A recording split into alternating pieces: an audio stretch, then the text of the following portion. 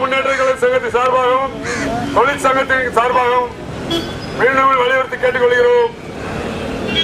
எங்களுக்காக 1 மணி நேரம் காவல்துறையில் அனுமதி அளித்துள்ளார்கள். ஆனால் 2 மணி நேரம் எங்களுக்காக காவல்துறையில் காத்திருந்து நல்ல ஒரு ஒத்துழைப்பு தந்த காவல்துறையினருக்கும் கமிஷனர் அவர்களுக்கும் பத்திரிகைகளுக்கும் இங்கே தொலைக்காட்சிகளுக்கும் இங்கே அங்கே இருந்த எங்கள் முழு ஒத்துழைப்பு கொடுத்த தொழிலாளர் முன்னேற்ற கழகம் மற்றும் சாரா மண்பாண்டம் செங்கல் தொழிலாளர் நலசங்கம் சார்பாக இந்த இலங்கையை எதிர்த்து கண்டன ஆர்ப்பாட்டம் நடத்தி கொண்டிருக்கிறோம். இலங்கை அரசு தமிழர்களுக்கு இதுவரை பல ஆண்டு காலமாக இன்னல்களும் துன்பங்களும் துயரங்களும் கொடுத்து கொண்டிருந்த இலங்கை அரசர் ராஜபக்சேவை எதிர்த்தும் இந்த கண்டன ஆர்ப்பாட்டத்தை நடத்தி கொண்டிருக்கிறோம். தமிழக சட்டசபையில் தீர்மானம் நிறைவேற்றப்பட்ட தீர்மானத்தை மத்திய அரசு உடனடியாக நிறைவேற்றி தர வேண்டும் என்றும் ராஜபக்சே மீது பொருளாதார தடை விதிக்க வேண்டும் என்றும் இலங்கை மீது ராஜபக்சே மீது சர்வதேச விசாரணை நடத்த கோரியும் இந்த அகில இந்திய தொழிலாளர் முன்னேற்ற கழக சார்பாக இந்த ஆர்ப்பாட்டத்தை நடத்தி கொண்டிருக்கிறோம். தமிழகம் முழுவதும் ஆங்காங்கே உள்ள அனைத்து தொழிலாளர்களும் சங்கங்களும் தொழிற்சங்கமும் கழக கட்சிகளும் இதுவரை தொடர்ந்து ஆர்ப்பாட்டம் நடத்தி கொண்டிருக்கிறோம். இதுவரை தொடர்ந்து நடத்தப்படும் ஆர்ப்பாட்டத்திற்கு மத்திய அரசு இதுவரை செவி சாய்க்கவில்லை.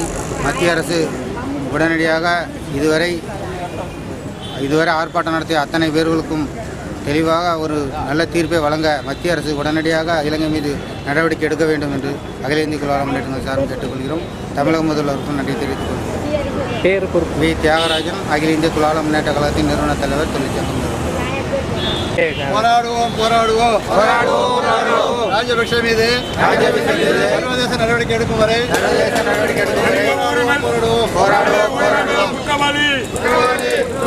மனித உரிமை மீறல் குற்றவாளி ராஜபக்சே மீது சர்வதேச விசாரணை நடத்த கோரி அகில இந்திய தொழிலாளர் முன்னேற்ற கழகம் தொழிற்சங்க சார்பில் கன்னட ஆர்ப்பாட்டம். மத்திய அரசு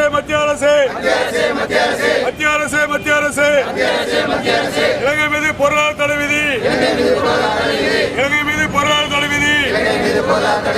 ஐநா சபையை இலங்கை அரக்கன் ராஜபக்சே